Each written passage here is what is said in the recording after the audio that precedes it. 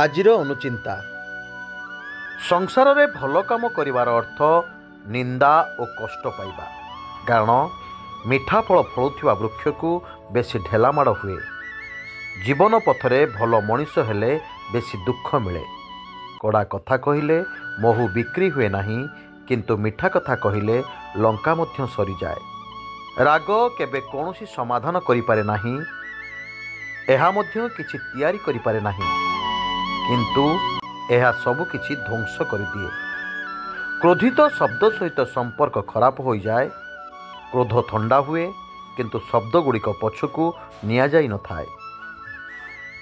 ଭଲ ମଣିଷର ସବୁଠାରୁ ପ୍ରଥମ ଆଉ ସବୁଠାରୁ ଶେଷ ଚିହ୍ନ ଏହା କି ସେ ସେହି ଲୋକମାନଙ୍କୁ ସମ୍ମାନ କରିଥାଏ ଯେଉଁ ଲୋକଙ୍କ ଠାରୁ କି ସେ କୌଣସି କିସମର ଲାଭ ପାଇବାର ଆଶା ନଥାଏ। ଆଜିର ଦିନଟି ଆପଣଙ୍କ ପାଇଁ ମଙ୍ଗଳମୟ ହେଉ, ଭଗବାନଙ୍କ ପାଖରେ ଏତିକି ପ୍ରାର୍ଥନା କରୁଛି।